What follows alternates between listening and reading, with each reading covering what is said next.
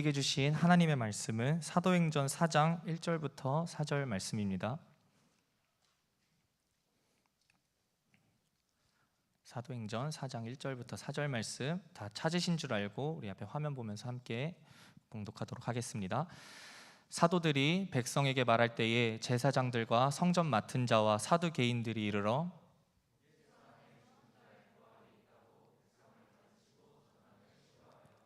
그들을 잡음에 날이 이미 저물었으므로 이튿날까지 가두었으나 말씀을 들은 사람 중에 믿는 자가 많으니 남자의 수가 약 5천이나 되었더라.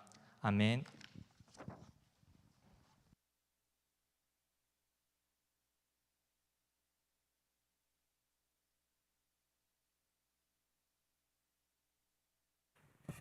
할렐루야, 할렐루야. 여러분 한 주간 평안하셨죠? 안 평안했어요? 한 주간 평안들 하셨죠? 오늘 함께 읽은 본문 말씀 가지고 막을 수 없는 복음이라는 제목 하에 함께 하나님 말씀 나누도록 하겠습니다. 이제 우리는 사도행전 4장으로 들어왔는데요, 3장까지의 분위기가 어떠했는가 여러분 아마 기억하실 것입니다. 2장에서 엄청난 성령 충만의 역사를 경험하고 그 다음에 15개가 넘는 나라에서 온 사람들에게 각자 그들이 난 곳의 언어로 하나님의 큰 일을 말하였죠. 그때 큰 역사가 일어나서 디아스포라 유대인들과 또 예루살렘에 있었던 예수님의 제자들이 함께 교회를 형성하게 됐습니다. 그때 그 복음의 말씀을 듣고 회심하여 돌이켜 교회가 된 사람들이 3,000명이나 되었다고 성경이 기록을 하고 있죠. 자, 그러면서 그들이 이제 회개하고 그리스도인이 되었으니 함께 모여서 무엇을 했느냐? 물건을 서로 통용하고 누구도 자기 것이라고 주장하는 사람이 없으며 서로에게 필요한 부분을 채워주는 공동의 삶이 이루어지게 되었어요. 이 땅에서 천국을 경험하게 된 것이죠. 그 누구도 가난한 사람이 없고 그 누구도 불편한 사람이 없는, 그러나 사도의 가르침을 따라 그들이 한 공동체를 이루게 되었습니다. 자, 그러던 중에 베드로와 요한이, 이 두 명의 사도가 기도해야 되는 시간에, 유대인들에게 정해진 그 기도 시간에 성전으로 들어가다가 미문이라고 하는 곳 앞에서 나면서부터 걷지 못하던 사람을 만났어요. 그래서 그 사람은 사람들에게 은과 금을 구했지만 성령으로 충만한 사도들이 볼 때 이들에게 필요한 것은 돈이 아니고, 이 사람에게 필요한 것은 은과 금이 아니고, 이 사람에게 필요한 것은 나사렛 예수 그리스도의 이름으로 일어나 걷는 것이다 라고 하는 깨달음 하에 이 사람에게 일어나 거르라가 아니라 일어나 걸으라고 해서 오른손을 잡아 일으켰죠. 그러자 일으키니까 일어나고 서서 뛰며 자기 입으로 하나님을 찬양하고 함께 이 두 사람과 성전에 들어가는 일이 일어났습니다. 모두가 보는 앞에서 놀라운 기적이 펼쳐진 것이죠. 자, 그러고 나서 사람들이 다 몰려든 그 자리에서 베드로와 요한이 왜 우리를 주목하냐? 이 사람이 낳게 된 이 일이 우리 개인의 경건과 능력으로 되어진 것처럼 왜 우리를 쳐다보느냐? 이 모든 일은 우리의 힘으로, 우리의 능력으로 하는 것이 아니라 바로 하나님이 죽은 자 가운데서 살리신 나사렛 예수 그리스도의 이름으로 되어진 일이다 라고 하며 그들에게 복음을 전하게 되었어요. 사람들이 경청했습니다. 그 복음이 3장 12절부터 지난번에 보았던 3장 마지막까지 쭉 이어졌었죠. 자, 여기까지 듣고 나면 이제 우리는, 여기까지 성경을 읽고 나면 이제 우리는 기대감으로 충만해집니다. 교회가 계속 태동한 이래로 발전을 거듭해 왔고, 교회가 태동하여 세워진 이래로 하나님의 기적의 역사가 쭉 펼쳐져 왔으니 이제 하나님의 더 큰 일들이, 하나님의 더 놀라운 일들이 이들을 통해서 이루어지겠구나 라고 하는 기대감이 충만해지는 것이죠. 교회와 제자들의 미래에는, 사도들의 미래에는 승승장구하는 일들만 남았겠구나 라고 우리가 생각하는 그때에 여러분 결과는 어땠죠? 오늘 본문 말씀 보니까 이 사도들에게, 복음 전했던 이들에게 첫 번째 시련이 찾아오게 되었습니다. 그런데 그 시련은 다른 것이 아니고 우리 주님이 이 땅에 계실 때에 숱하게 겪으셨던, 수도 없이 겪으셨던 그 고난, 그 고통, 똑같은 것들이었어요. 여러분, 호사다마라는 말 아시죠? 좋은 일이 많이 있으니까 이제 안 좋은 일도 따르기 마련이다, 이렇게 우리가 해석해야 되는 것일까요? 항상 인생이라는 게 좋을 수만은 없으니까 좋다가 나쁘다가 좋다가 나쁘다가 하는 거니까 이제 앞에 3장은 좋은 일들 많았으니 뒤에는 한 3장 정도 나쁜 일들도 있을 수 있겠지라고 우리가 그렇게 생각하며 본문을 바라봐야 되는 것일까요? 여러분, 그렇지 않습니다. 저는 오늘 이 본문의 말씀을 통해 우리가 짧게 살펴보았지만 4장 1절부터 4절까지의 말씀을 통해서 저는 사랑하는 여러분들에게 영적인 원리 한 가지와 또 일평생 우리가 마음에 새겨야 하는 영적인 교훈 한 가지를 소개해 드리고자 합니다. 영적인 원리 한 가지, 영적인 교훈 한 가지. 주께서 우리 마음과 귀를 여셔서 말씀 속에서 지혜와 진리를 깨닫고 또 그 교훈과 원리로 일평생 승리하는 삶을 살아가는 우리 모든 청년들 될 수 있기를 간절히 바랍니다. 자, 오늘 본문 말씀은 3장의 내용과 그대로 이어지고 있는데요, 3장 12절부터 시작된 베드로의 설교가 계속 이어지고 있던 그때에, 그래서 사람들이 베드로의 설교를 듣고 있었던 그때에, 솔로몬의 행각에 모여서 하나님의 말씀을 듣고 있던 그때에 벌어진 일입니다. 1절은 이렇게 말하고 있죠. 사도들이 백성에게 말할 때에, 여기서 이 말할 때는 그 복음을 전하고 있던 때입니다. 예수 안에 부활이 있고, 이 예수 안에 죄사함이 있고, 예수 안에 능력이 있고, 예수 안에 하나님의 뜻과 계획이 있다. 이 예수가 바로 너희들이 그토록 찾고 기다렸던 메시아이시다. 이 예수를 믿으면 너희가 죄사함을 받고 하나님 앞에 새롭게 되는 날이 올 것이며 성령의 선물을 받게 될 것이다. 누구처럼요? 우리들처럼. 누구처럼요? 이 나면서부터 걷지 못했던 사람처럼, 이렇게 설명을 하고 있었던 거죠. 자, 그때에, 이렇게 말하고 있을 때에 누가 찾아왔어요? 누구냐? 본문 말씀 다시 보시면 제사장들과 성전 맡은 자와 사두개인들. 제사장, 성전 맡은 자, 사두개인들 누구냐면 유대교 종교 지도자들이에요. 이 사람들이 이르러라고 본문 말씀은 기록하고 있습니다. 성경은요, 이 사람들이 좋은 뜻과 의도를 가지고 좋은 목적으로 말씀이 전해지는 현장을 찾은 것이 아님을 우리에게 알려줘요. 개역개정 성경으로, 그러니까 우리말 성경으로 보면 이르러 하니까 헐레벌떡 찾아왔나 보다, 뭔가 이야기를 들으려고 왔나 보다 라고 생각할 수 있는데, 원문은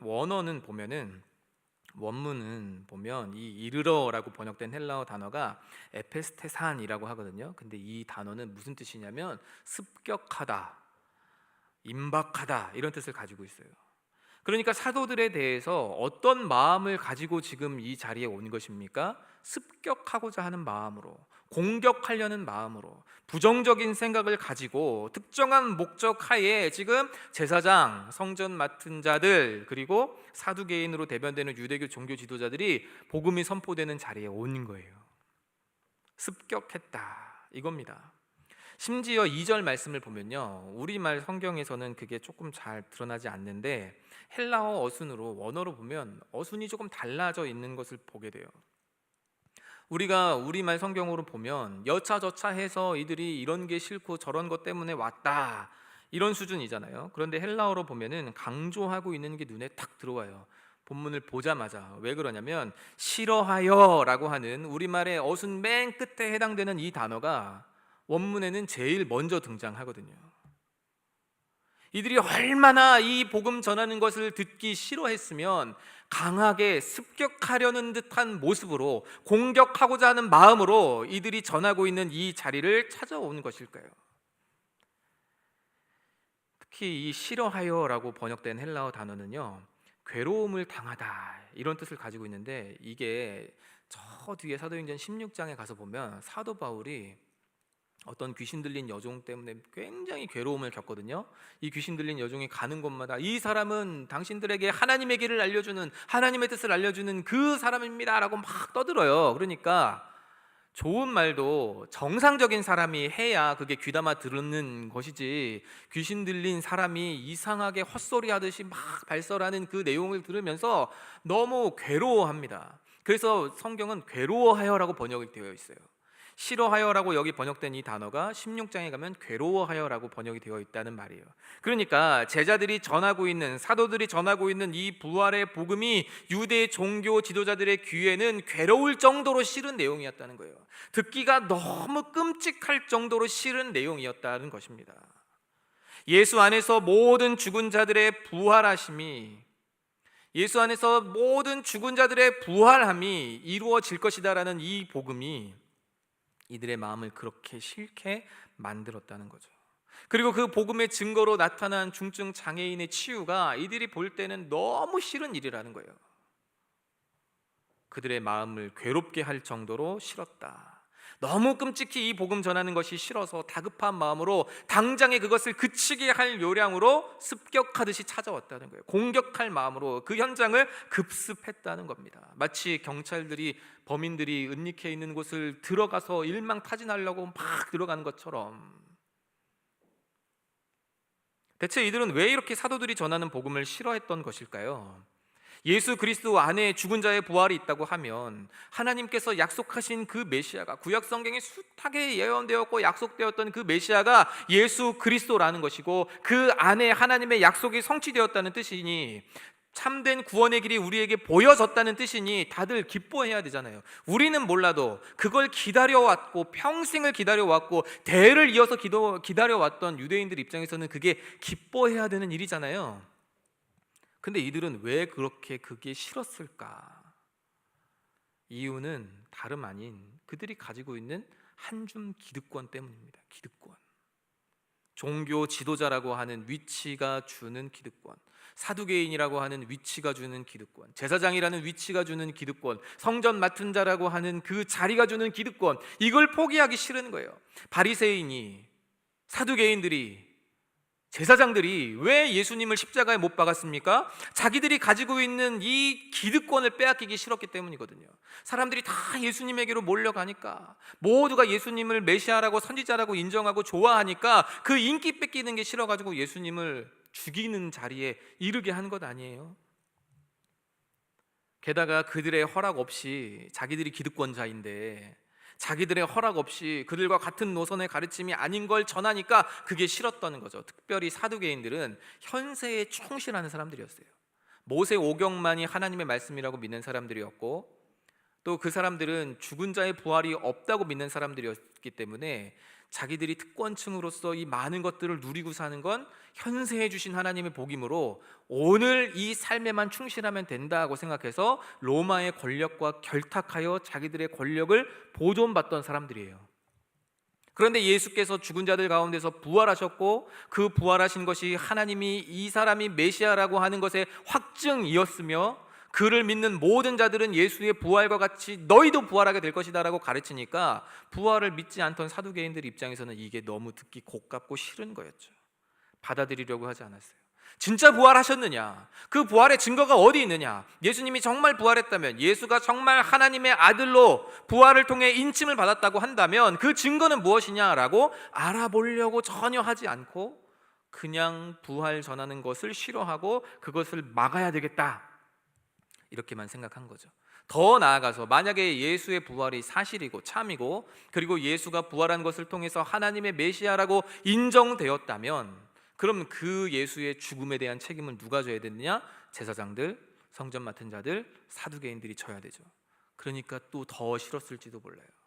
왜냐하면 자기들이 틀렸다는 것을 인정해야 되니까, 내가 틀렸다 하는 것을 인정해야 되니까 그게 싫었고, 이 사도들이 전하는 복음을 그렇게 싫어하여 급습하려고 했던 이유가 되는 거죠. 자기들이 이 땅에서 가지고 있었던 그 작은 기득권 때문에, 여러분 생각해 보세요. 전체 지구를 놓고 생각해 보세요. 이들이 가지고 있는 권력이라고 하는 것이 얼마나 한 줌밖에 되지 않는지. 이스라엘 전체를요 다 합쳐봐야, 남북 이스라엘 다 합쳐봐야 경상도, 강원도 합친 것만도 못해요. 경기도, 강원도 합쳐놓은 거하고 비슷하대요. 그러니 여러분, 그게 커봐야 얼마나 큽니까? 그리고 그러는 중에도 예루살렘 안에서만 국한된 권력인데, 그 권력도 로마라고 하는 강대국, 그 당시 최고의 제국의 권한 아래 놓여 있었단 말이에요. 그러면 그게 뭐 얼마나 대단한 것입니까? 목사님 그것도 대단한 거예요 라고 말하면 제가 할 말은 없는데, 전체를 놓고 봤을 때 그들이 가지고 있는 기득권이라고 하는 거는 정말 전 지구적으로 보면 한 줌밖에 되지 않더라는 거죠. 한 줌. 근데 그 한 줌 지키길 원해서, 그 한 줌 권력 때문에 이들은 구약 성경에 그토록 약속되어 있고 하나님이 수도 없이 선지자들을 통해서 예언하셨고 가르쳐 주셨던, 그리고 모든 유대인들이 꿈에도 기다리던 메시아를 눈앞에 보면서도 발견하지 못하고, 그의 음성을 직접 들으면서도 깨닫지 못하고, 그가 하늘로부터 보여주시는 모든 사인들을, 모든 기적과 이적과 표적들을 다 보면서도 그것을 인정하지 않으려고, 저것은 신포도야 라고 하면서 끝끝내 거절해 버린 거죠. 가장 복된 자리에 있으면서도 가장 저주받은 사람들이 되었어요. 그러면서 마지막으로 하나님께서 다시 이들에게 깨달을 수 있는 기회를, 복음 들을 수 있는 기회를 주시는데, 그 기회를 지금 자기 발로 걷어차고 있는 거예요.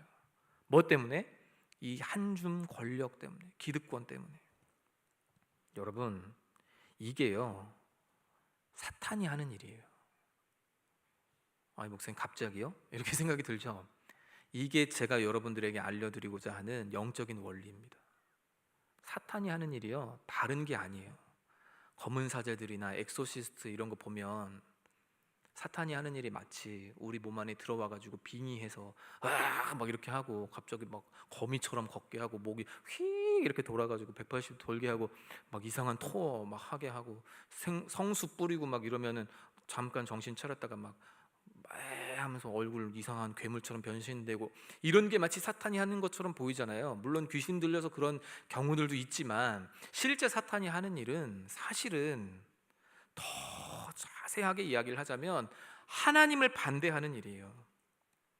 성경은 사탄을 하나님을 대적하는 자로 정의해요. 그는 하나님께 대적하고 죄를 짓고 이 땅 가운데 쫓겨났죠. 그래서 그는 여전히 하나님과 그의 나라를 반대하고 있으며, 자신이 가지고 있는 모든 능력을 이용해서 어떻게 해서든지 우리와 우리의 믿음을 무너뜨리려고 하고 있어요. 사탄은 가룟 유다의 속에 들어가서 예수님을 팔아넘기고자 하는 마음을 심었고, 예수님을 시험하기도 했으며, 복음 전하는 자들의 발길을 막아서고 하나님의 일이 아닌 사람의 일을 생각하게 합니다. 우리를 속여 멸망으로 이끌어 가고자 해요. 그렇기에 지금도 우리 안에 복음에 대한 믿음과 하나님에 대한 믿음과 세상을 향한 사랑함이 늘 싸우는 거죠. 말씀을 들을 때는 그렇구나, 말씀을 읽을 때는 하나님 살아계시는구나, 말씀을 깊이 묵상할 때는 그래 내가 하나님을 의지해야 되겠구나 라고 생각이 들고 마음이 들다가도 잠깐 자리를 일어서고 돌이키고 다른 이야기를 듣다 보면 그것이 어디론가 사라져 버리는 모든 것들이 바로 사탄이 끊임없이 우리 속 안에 그러한 가라지들을 뿌리기 때문이라는 거예요. 그래서 할 수만 있으면 우리가 하나님의 품을 떠나게 만들고, 할 수만 있으면 우리가 하나님의 반대되는 쪽을 살아가고, 내가 마음으로 하나님을 미워하지 않지만, 내가 마음으로 하나님을 부인하진 않았지만, 부정하진 않았지만, 그렇다고 해서 내가 하나님을 온전히 인정하고 의지하고 따라가지는 않는 삶을 살게끔 만드는 게 바로 사탄이 주로 하는 일이라는 거예요. 그 사탄은 우리에게 걸려 넘어질 만한 약점이 무엇인지를 너무 잘 알아서 그걸 가지고 우리를 공격해 나아가는데, 유대 종교 지도자들이 그토록 가지길 원했던 그 권력, 그게 그들에게는 올무가 되고 그들에게는 장애물이 된다는 것을 사탄은 너무 잘 알았기에, 예수 안에 있는 참된 복음과 생명보다 그 잠깐의, 그리고 그 조그마한 한 줌의 권력을 더 붙잡으라고, 여기에 더 집중하라고 부추기고 안내한 것이죠. 그래서 이 유대 종교 지도자들은 그거 붙잡다가 예수님을 놓쳐버린 거예요. 주 안에서 사랑하는 여러분, 이건요 어떤 때는 해당되고 어떤 때는 해당되지 않는 그런 수준이 아닙니다. 그래서 제가 여러분들에게 이것은 영적인 원리라고 말씀드린 거예요. 목사님 저는 은혜 많이 받았으니까, 저는 이제 제자훈련 다 끝났으니까, 목사님 저는 이제 교사니까 그런 것과는 상관없지 않나요? 저는 이제 좀 영적으로 성숙했는데, 성장했는데, 목사님 이제는 좀 아니지 않나요?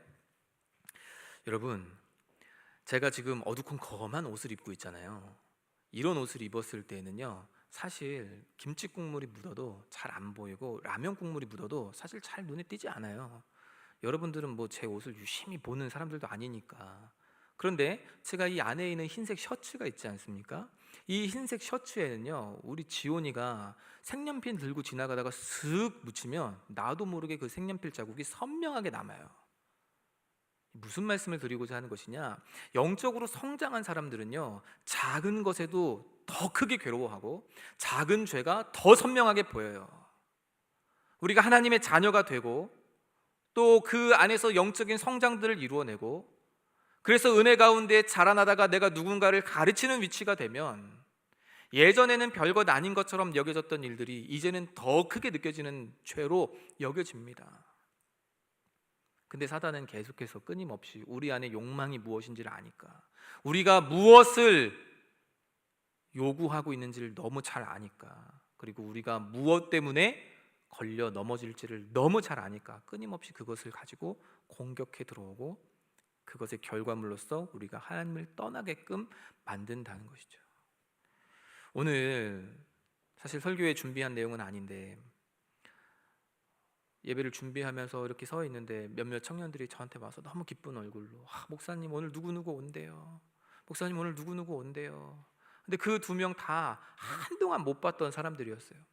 게다가 오늘 또 밥 먹으려고 원래회 참여하려고 쑥 올라가는데 윤석재 목사님이 현 목사님 하고 저를 막 부르더라고요. 무슨 일인가, 또 왜 나한테 뭐 부탁하려고 그러나 저 양반이. 고등학교 선배만 아니면 내가 진짜 막 이러고서는 왜요? 하고 싹 올라갔는데, 네도 아니고 왜요? 하고 올라갔는데, 우리 청년부 예전에 다니던 지체인데 군대 제대하고 다시 왔어요 하면서 안내를 해주더라고요. 이 양반이 나한테 이렇게 좋은 얘기 하는 때도 있구나 하면서 그러냐면서 안내 받아가지고 이렇게 했는데, 마음이 얼마나 기쁘든지. 사실 뭐 그 안내 받은 분은 사실 제가 잘 몰랐던 분이고, 그 전에 오늘 오랜만에 온 두 명의 지체는 너무너무 그립고 보고 싶었고, 그 중에 또 한 명은 저하고 제자훈련까지 함께 했던 동역하던 사람이었기 때문에 여러 가지 많은 사정으로 인해서 지방에 내려가기도 하고 코로나 이슈 때문에 못 나오다가 다시 나오게 되었는데 얼마나 제 마음이 기쁜지 모르겠어요. 근데 여러분, 사탄은 계속해서 무엇을 하느냐, 우리 마음에 무엇을 뿌리느냐, 뭐 올 수도 있고 갈 수도 있는 거지. 이렇게 청년들 많은데 뭐 그 몇 명 와봐야 그게 무슨 의미가 있어. 이런 식으로의 생각을 통해서 우리에게 한 영혼 한 영혼에 집중하지 못하게 하고, 우리로 하여금 하나님 앞에 나아가지 못하게 만드는 일들을 사탄이 한다는 것이죠. 그게 사탄이 늘 하는 일이기 때문에 영적인 원리인 거예요. 우리가 조금만 믿어볼까 생각하면 어떻게 해서든지 그 생각을 방해하고 그 마음의 결심과 결단을 무효화시키려고 하는 존재가 바로 사탄입니다. 그래서 부디 여러분, 오늘 오랜만에 온 청년들을 기쁨으로 환영해 주시고 또 그들을 위해서 기도해 주시기 바랍니다. 왜요? 집에 돌아가는 길에 이렇게 생각할 수 있어요. 올 때는 비가 안 왔는데 교회 끝나고 집에 가려고 하니까 비가 오네. 교회 오니까 재수가 없네. 다음 주부터 오지 말아야지. 여러분, 되게 웃긴 이야기죠? 실제로 이런 것 때문에 교회 안 나오는 사람이 있어요. 여러분은 아닌 줄 믿습니다. 아멘은 여러분 아닌 줄 믿습니다. 오랜만에 교회 나왔더니 목사님 또 왜 내 얘기를 그렇게 해가지고 부담스럽게, 너도 나도 다 와갖고 오랜만에 왔다고 막 악수하고 인사하고 다음 주부터 안 가. 그런 마음이 들 수도 있어요. 들지 않길 바랍니다. 저를 탓하세요. 끊임없이 그렇게 우리를 하나님의 길에서 벗어나게 하려고 하는 존재가 있다는 겁니다. 예수 믿으면 뭔가 손해볼 것 같고, 더 즐기며 살고 싶은데 그렇지 못할 것 같고, 남들 눈에 어떻게 보일지 걱정되기도 하고, 세상에 존재하는 교회들이 영 믿업지 못하고, 교회가 진짜 하나님 믿는 거 맞냐 하면서 목사들이 문제다, 맞기는 해요. 저부터가 문제입니다. 그래서 결국 믿음이 아닌 다른 것을 선택하게 만들죠. 그게 바로 사탄이 하는 일이에요. 또 사탄이 하는 일이 있는데, 그게 뭐냐면요, 누구든지 하나님의 뜻대로 살려고 하고 그의 복음과 생명을 위해서 살려고 하면 그에게 방해를 가한다는 거예요. 한 사람의 믿음을 꺾으려고 하는 것, 또 동시에 이 진리의 복음이 전달되는 것을 방해하는 것, 이게 바로 사탄이 하는 일입니다. 제가 참 신기하게도 이 말씀을 다 준비하고 어제 굉장히 일찍 잤어요. 비교적 제가 원래 토요일에 설교 준비 다 마치고 평균 잠자리에 드는 시간이 새벽 3시에서 4시 사이거든요. 근데 어제는 한 12시 반쯤에 잠이 들었어요. 이게 무슨 말이게요, 여러분? 설교 준비가 일찍 끝났다는 거예요. 다 마무리가 됐어요. 그리고 일찍 잠이 들었어요. 오늘 아침에 눈을 떴습니다. 몸이 왜 이렇게 찌뿌둥한지, 몸이 왜 이렇게 천근만근 무겁고 힘든지. 그래서 몇몇 분들이 저한테 해석을 주더라고요. 아, 목사님, 기압이 낮아져서 비가 올 때가 되어서 몸에 영향을 받은 겁니다. 본인의 경험으로 저에게 알려주시면서 따뜻한 핫팩이 우리를 구원한다고 이제 알려주셨어요. 아, 그렇구나. 그분은 항상 이런 날씨가 되면 핫팩을 전자레인지에 돌려가지고 목 뒤에 탁 두르고 이렇게 하시는 분인데, 정 무슨 목사님이라고 계세요. 그분이 이제 그렇게 답을 저한테 하나 주셨고, 또 지기들하고 막 이야기를 나누는데 몇몇 지기들이 30대에 접어든 몇몇 지기들이 목사님도 이제 그때가 되었다. 나는 40대인데 목사님도 이제 그 나이가 되었어요. 날씨에 영향을 받는 그런 건강 상태가 되신 거예요. 축하해요. 에? 근데 제가 가만히 생각해 보니까 제가 이런 날씨에 영향을 받는 사람이 아니거든요. 제 몸 상태가 막 그렇게 막 패급이 아니기 때문에, 누가 그럼 패급이라는 것은 아니고, 제가 뭐 그 정도로 허약한 사람이 아니 또 누구는 허약하다는 말이 아니고, 할 말이 없네, 할 말이 없어. 아이고 주여. 아무튼 저는 그런 사람이 아니기 때문에 제가 날씨에 영향받는 그런 스타일이 아니에요. 이상하다, 왜 그럴까 하다가 제가 아까 원래회 중에 나와서 설교 원고 잠깐 보다가 이게 나네 생각이 들었어요. 사탄이 어떻게 해서든지 복음을 전하고 그의 실체를 폭로하고자 하고 하나님의 은혜의 복음을 전하려고 하는 모든 자를 방해한다라고 내가 설교문에 적어놓고 나는 아닐 거라고 생각을 하는 거예요. 그거구나. 내가 오늘 이렇게 하나님의 말씀을 전하려고 하니 사탄이 나를 가만히 안 두나 보다. 이것은 우리 청년들이 나를 위해 기도를 많이 안 했다는 뜻이구나. 주여, 지난주에 그렇게 요청했는데. 웃자고 한 이야기지만 이것은 사실입니다. 오늘 본문 속에 여러분 제자들을 보세요. 사도들을 보세요. 영혼 구원을 위해서 누군가에게 복음을 전하고자 했죠. 그렇게 무서워했던 유대인들 앞에 서서 담대하게 복음을 전했습니다. 그렇게 싫었던 그들 앞에서 담대하게 주의 복음을 전했어요. 어떤 결과가 나왔습니까? 방해하는 일이 생겼습니다. 오늘 본문 말씀에 보면 이렇게 찾아온 제사장들, 성전 맡은 자들, 사두개인들이 모여서 그들을 잡아 가두었어요. 옴짝달싹 못하게 만들었고 도중에 포기하게끔 만들었습니다. 백성들 앞에서 한참 복음 전하던 베드로와 요한이 붙잡혀서 옥에 갇혀지는 일들, 더 이상 그들과 접촉하지 못하고 더 이상 그들에게 말씀을 전하지 못하는 상황 가운데로 몰아넣었어요. 이게 바로 사탄이 하는 일입니다. 이게 바로 사단이 하는 일이에요. 그래서 복음을 더 말할 수 없게 하고 복음이 더 전파되지 못하게 막는 그 일을 하는 거죠. 주 안에서 사랑하는 여러분, 하나님의 말씀대로 살고자 하고 그분의 뜻에 순종하며 살고자 하는데 여러 가지 많은 걸림돌들이 생깁니까? 방해물들이 생깁니까? 나를 어렵게 하는 사람들이 생깁니까? 여러분, 이상하게 생각하지 마십시오. 이게 원리예요, 원리. 먹구름이 끼면 비가 내리는 것이 당연한 원리이듯이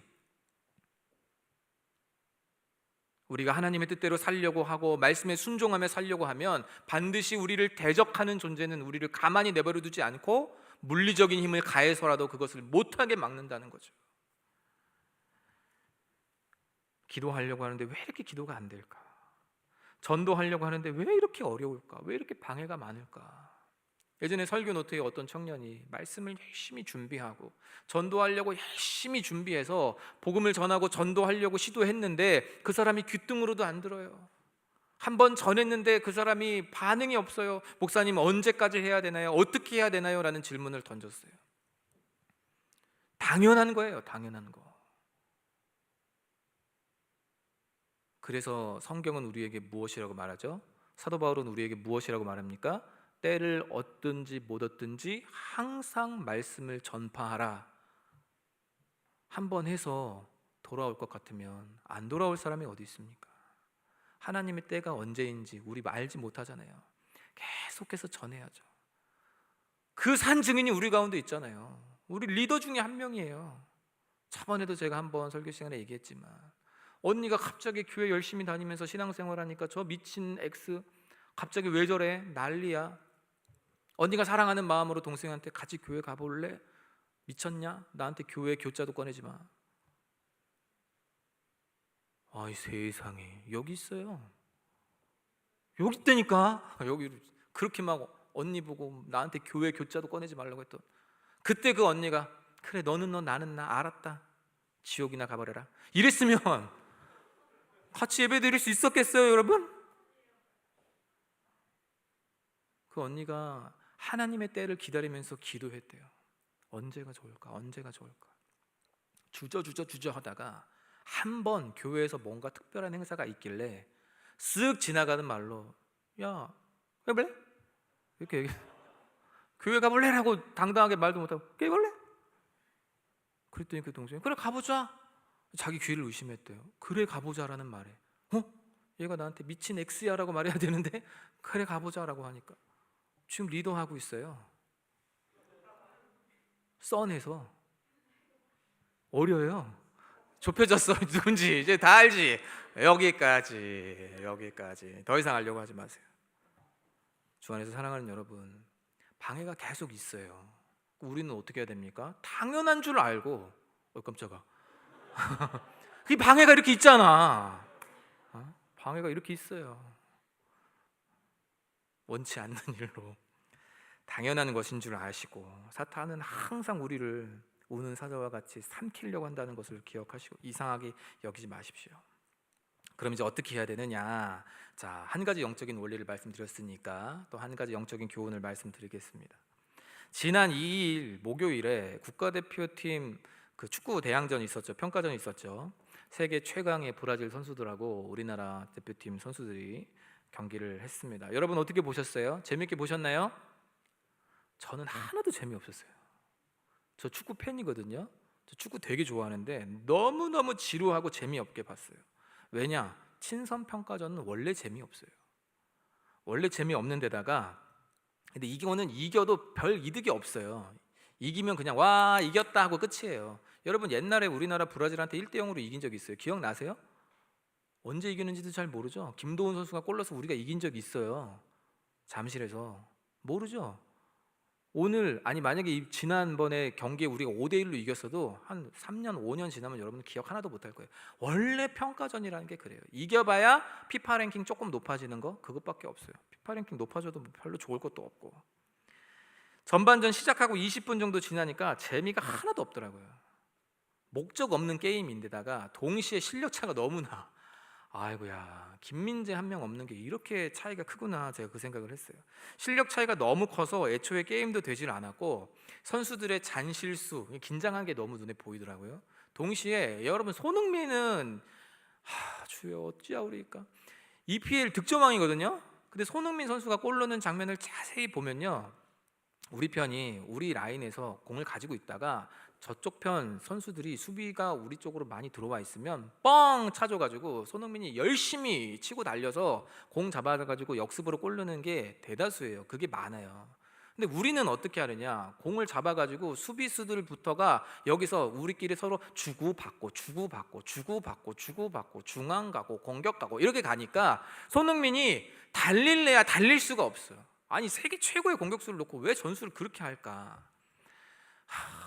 벤투하고 저하고 한번 좀 면담하면 좋겠는데 벤투 감독님 이러면 안 돼요.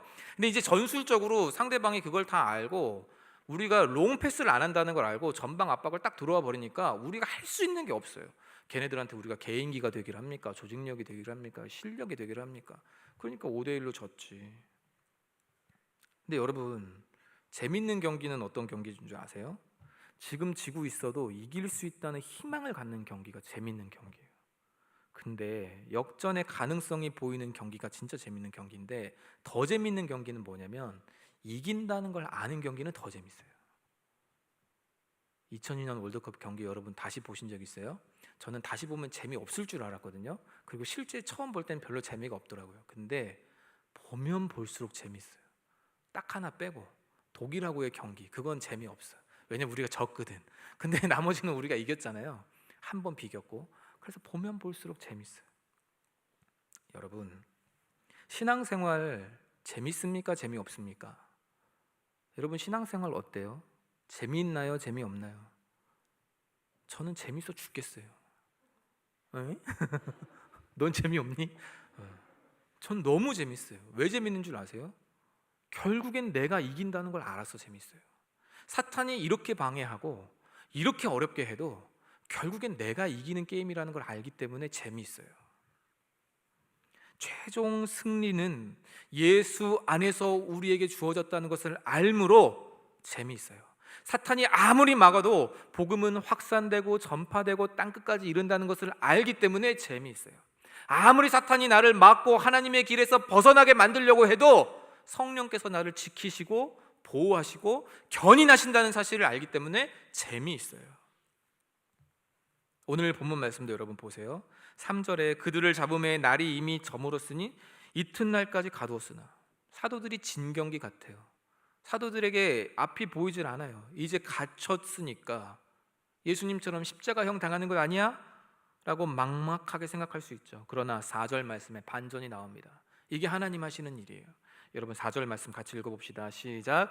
말씀을 들은 사람 중에 믿는 자가 많으니 남자의 수가 약 5천이나 되었더라.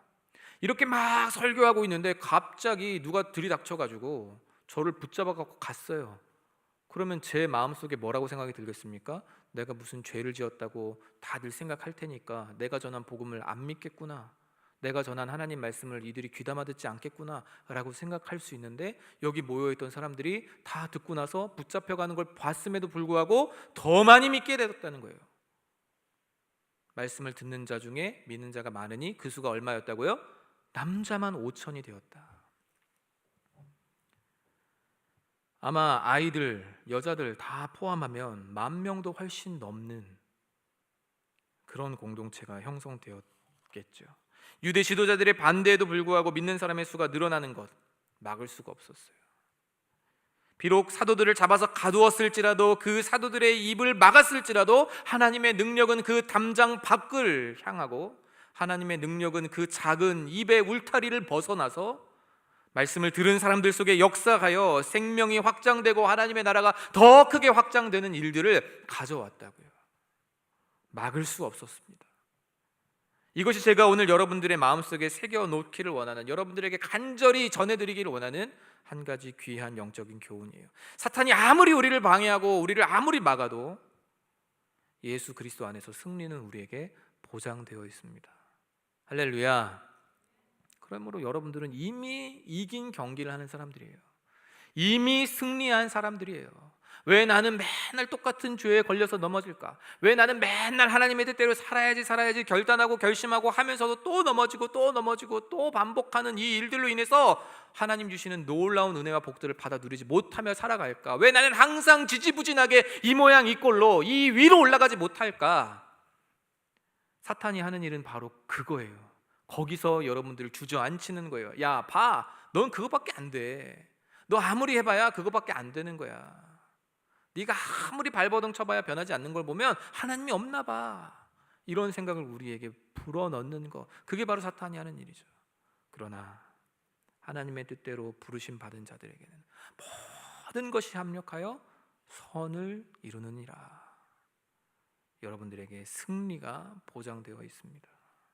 잠시 어려움을 만나서, 잠시 방해 때문에 낙심할 만한 상황들이 생기지만 낙심하지 않을 것은 하나님께서 우리에게 최후 승리를 보장해 주셨기 때문입니다. 그래서 사도 바울은 고린도후서 2장 14절에서 이렇게 말해요. 같이 읽어봅시다.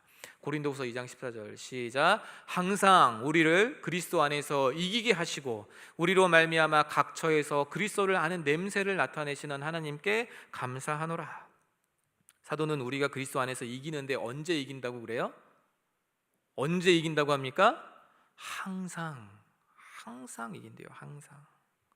게다가 우리로 말미암아, 즉 그리스도를 따르고 믿는 이들로 말미암아 각 처에서 그리스도를 아는 냄새를 나타내신다. 하나님이 그렇게 이야기하는데, 그리스도를 아는 냄새를 나타내는 거, 이게 뭐예요 여러분? 이게 뭐냐면 고대 로마에 전쟁에서 승리하고 돌아오는 폼페이우스, 바울루스 이런 장군이다 쳐봅시다. 바울루스라는 장군이다 쳐봐요. 그럼 이 사람이 게르만족과의 전쟁에서 승리하고 로마로 막 들어오고 있는 거예요.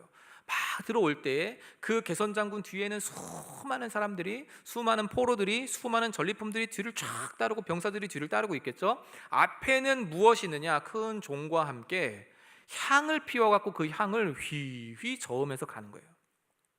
개선 장군의 앞에서 승리의 향을 피우면서 이겼습니다 라고 하는 것을 그 향을 통해 보여주는 거죠. 그러면 자욱한 연기와 함께 그 승리의 개선 장군들이 뒤를 따라 쫙 가는데, 그들을 맞이하고 환영하려고 모였던 사람들은 그 연기에서부터 나는 냄새를 맡으며 아, 승리했구나 라고 생각하는 거죠.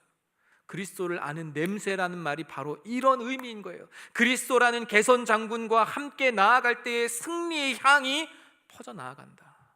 그런데 적들에게는 이 향이 어떤 향이죠? 죽음에 이르는 향이죠. 왜냐하면 패배를 불러온 향이니까. 그러나 이기는 우리에게는 이 향이 어떤 향입니까? 승리한 사람들의 개선식에 쓰이는 그런 향이라는 거죠. 하나님의 손 안에서 항상 승리하는 삶을 사는 사람들, 그게 바로 누구냐? 우리라는 거예요. 우리 예수 그리스도 안에서 그 향을 내는 사람들. 그러므로 여러분, 말씀의 결론을 맺읍시다. 하나님의 뜻대로 살려고 하다가, 복음을 전하려고 하다가, 그분의 말씀에 순종하며 사는 삶을 살려고 하다가, 좀 더 열심히 믿어보려고 하다가 어려움 겪었습니까? 힘든 일들을 겪었습니까? 방해물을 만났습니까? 여러분, 실망스럽습니까? 괜찮습니다. 여러분들은 지지 않습니다. 여러분들에게는 이미 승리가 보장되어 있습니다. 하나님은 여러분을 이기게 하십니다. 그 이기게 하시는 것에 대한 믿음으로, 우리 안에 계신 성령이 이기게 하심을 믿는 믿음으로 실제로 이김을 경험하고, 또 그 이기는 것 안에서 하나님의 은혜를 맛보고 결코 꺾이지 않는 이 복음을 가지고 살아가며 전하며 살아가는 우리 사랑하는 모든 청년들 될 수 있기를 주님의 이름으로 축원합니다. 기도하도록 하겠습니다. 우리 함께 이 시간에 기도하실 때에 이렇게 기도합시다. 하나님, 믿음을 따라 살아가려고 할 때에 방해가 많지만, 어려움들도 많이 겪지만, 그러나 그것으로 인해서 실망하거나 낙심치 않게 하여 주시고, 그것이 당연한 일임을, 환난에 경한 것이 장차 이루어질 하나님의 영광의 큰 것과 비교할 수 없음을 믿는 믿음 안에 살아가게 하여 주시옵소서. 사탄이 우리를 방해하는 것은 어찌 보면 당연한 것인데, 그것으로 인해서 낙심하지 않게 하시고 오히려 올 것이 왔다 생각하며 맞서 싸워 승리하는 사람들 되게 하여 주시옵소서. 또 우리는 이미 승리가 확정되었고 이미 승리가 보장되었으며, 하나님의 능력은 우리를 벗어나서 우리를 뛰어넘어서 이루시는 것인 줄 믿는 믿음으로, 하나님, 낙심의 자리에 머물러 있지 않게 하시고 도리어 이기게 하시는 하나님의 역사를 우리의 눈으로 목도하고 바라볼 수 있도록 주여 도와주시옵소서. 우리 시간에 이러한 기도 제목들을 가지고, 말씀 속에서 깨달은 것들을 가지고 함께 기도로 하나님 앞에 나아가겠습니다. 하나님 아버지, 이 시간 우리 사랑하는 청년들과 함께 예배케 하시고 말씀 듣게 하시고, 또 하나님의 놀라운 일하심을 우리가 경험할 수 있도록 도와주시니 감사합니다. 이 말씀 안에 하나님 우리에게 지혜 주시고, 이 말씀 속에서 하나님 우리가 깨달아야 될 것들을 깨닫게 하여 주시옵소서. 주여, 간절히 바라보는 이것은 우리가 하나님을 더 깊이 믿고자 할 때마다, 하나님의 뜻대로 순종하며 살아가고자 할 때마다 우리를 항상 방해하는 세력이 있다는 것을 기억하게 하여 주셔서, 우리가 서로를 위하여 기도함으로 그 모든 방해를 이겨내게 하시고, 이 모든 어려움 속에서도 끝까지 하나님의 길을 포기하지 않고 순종의 길을 포기하지 않는 우리들에게 주여 도와주시옵소서. 우리 힘으로 이길 수 없는 것 같고 우리가 너무 큰 방해 속에서 주여 주저앉아버릴 수밖에 없게 여겨지는 그 순간에도, 하나님 이미 승리하게 하셨고 이미 승리를 약속하신 하나님의 그 크신 은혜와 사랑 속에서 하나님 보장된 승리를 경험하는 우리 모두 되도록 주여 도와주시옵소서. 그래서 세상의 것들에 함께 휩쓸려가지 않게 하시고, 하나님 아버지 죄악의 물결에 휩쓸려가지 않게 하시고, 하나님을 기쁘시게 하는 승리의 삶을 살아가는 우리 청년들이 되도록 주님 도우시고 인도하여 주시옵소서. 거룩하고 자비로우신 아버지 하나님, 우리 힘으로 이길 수 없고 우리의 능력으로 사탄을 꺾어낼 수 없음을 고백하며 하나님의 도우심을 간구합니다. 우리를 향해 끊임없이 믿음의 길을 이탈하게 하고 하나님의 품을 떠나게 하는 사탄의 모든 계략과 책략을 알게 하시고 적절하게 대응하여 보장된 승리를 경험하는 우리 사인청 다 될 수 있도록 주님 도와주시옵소서. 한 주간의 삶도 하나님께서 함께하여 주시고 은혜 가운데 품어주시며 주의 크신 은혜를 따라 승리하는 우리 샤인청 다 될 수 있도록 주여 도와주시옵소서. 감사드리며 살아계신 예수님의 이름으로 기도드립니다. 아멘.